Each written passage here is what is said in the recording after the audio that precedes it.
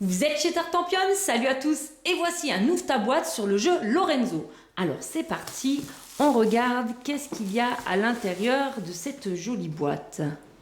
Hop là, on ouvre. Alors on tombe sur un plateau de jeu que je vais vous déplier comme ceci, qui est assez grand pour le coup. Voilà. Alors on remarque tout de suite 4 grandes tours qui se prolongent là-bas et qui ont 4 couleurs. On a du vert, du jaune, du bleu et du violet. Et à côté de chacune de ces tours, à chaque étage, vous avez des icônes avec des précisions, car Lorenzo est un jeu de gestion.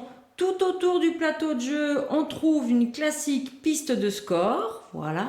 Et puis pour le reste, alors je ne saurais pas trop vous en dire plus, car je n'ai pas encore lu les règles. Il va falloir les lire pour comprendre la signification de toutes ces icônes. Mais en tout cas, ça vous donne déjà une idée de ce que nous allons peut-être pouvoir faire. Ensuite, alors là, c'est une version italienne, mais ne vous inquiétez pas, le jeu existe en français. Donc, vous voyez les règles en italien. On voit quand même bien ici la présentation du matériel avec le nom et les quantités. Et puis ici, une belle double page qui vous explique comment tout installer, aussi bien au niveau du plateau principal que du plateau individuel. Et puis si on feuillette, et bien là on rentre dans les règles avec des exemples et puis à chaque fois les parties de cartes, les icônes de plateau qui sont représentées. Il va falloir se pencher sur tout ceci. On retrouve également une feuille qui reprend toutes les explications des cartes personnages. Vous voyez, bon alors là c'est en italien, mais ça c'est une sacrée aide de jeu. Et puis ici, on retrouve les explications des différentes tuiles du jeu avec le dessin de la tuile. Et puis, alors peut-être la période, parce qu'on a un 1 romain, un 2 romain et un 3 en chiffres romains. On trouve également un premier plateau individuel, vous voyez, avec différents emplacements, différents niveaux. Ici, peut-être, nous allons stocker nos ressources. Et ici, on a peut-être une aide de jeu pour scorer les points ou savoir qu'est-ce qui nous coûte tout au long de la partie. Et on a le dos des plateaux individuels qui est quand même joliment illustré avec ici un joli fond rouge pour le joueur rouge. Donc, on retrouve les plateaux individuels dans toutes les couleurs. Ici, nous avons le jaune. On continue, alors vous voyez, ça se détache très bien, donc c'est signe de bonne qualité. Puis on a toujours un carton épais, toujours un plateau individuel. Cette fois-ci, il s'agit du joueur bleu. Et on tombe sur une planche de tuiles. Alors voilà, on retrouve les tuiles, vous voyez, avec 3 couleurs différentes qui correspondent, vous voyez, si on les tourne à différents chiffres romains. Donc ça, c'est les tuiles qui étaient expliquées sur la feuille que je vous ai présentée en début de vidéo. On a des pièces de 5, on a des pièces de 1, et puis on a d'autres tuiles. Et puis là, on a des petites barrettes d'action. Voilà. On continue avec 2 nouvelles tuiles. Encore des pièces. Et on retrouve à nouveau nos barrettes. Et enfin, le dernier plateau individuel, qui est fait comme les autres, mais celui-ci, il a un fond vert. Dedans, encore du matériel, ça n'arrête plus. On a des sachets pour pouvoir tout ranger, tout trier, et des petites planches autocollants. On a un paquet de cartes, alors, qu'on ouvre. Donc, elles ont toutes le même dos, de cartes marron, donc je pense que c'est des cartes personnages, vous voyez. Et on retrouve du coup en effet différents personnages avec l'illustration du personnage, son nom et a priori je pense l'action qui nous permettra de réaliser. Et on a quand même plein d'actions différentes. Toutes les cartes sont bien différentes les unes des autres. Vous voyez, je vous les passe comme ça vous donne une petite idée.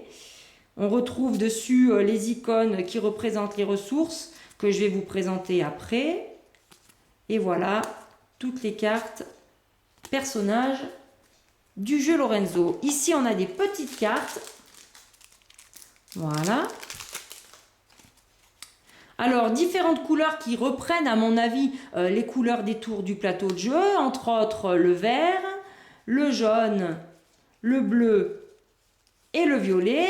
Et au dos de ces cartes, on retrouve les couleurs, et puis c'est surtout qu'on retrouve nos chiffres romains. Donc, on a le 3, le 2 et le 1. Donc, il y aura peut-être, et ça c'est dans toutes les couleurs, dans chacune des couleurs, il y aura peut-être des âges, des périodes, qui sais-je.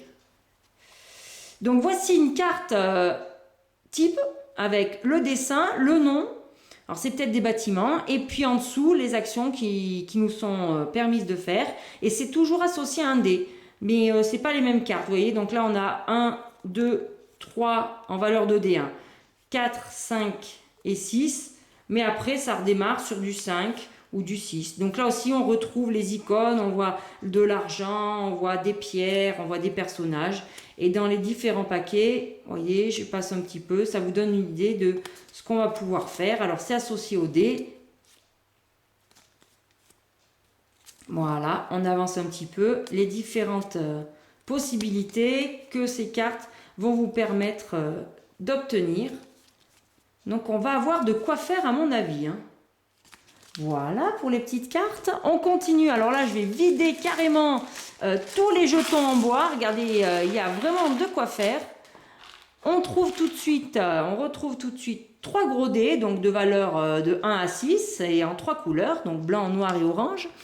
Ensuite, nous avons des cylindres de différentes couleurs. On va essayer d'en attraper un de chaque pour vous montrer ça de plus près. Voilà, de jolis cylindres en bois, donc en bois naturel.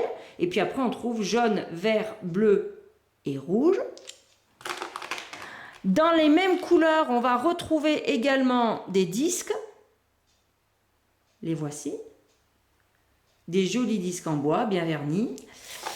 On va retrouver également des petits cubes. Voilà, pour le matériel.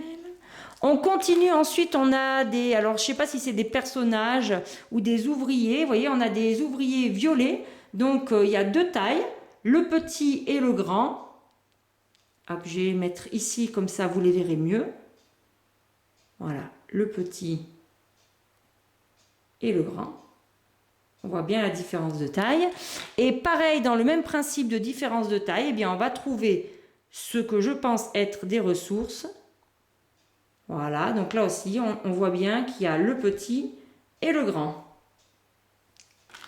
Et pareil pour la ressource qui représente la pierre.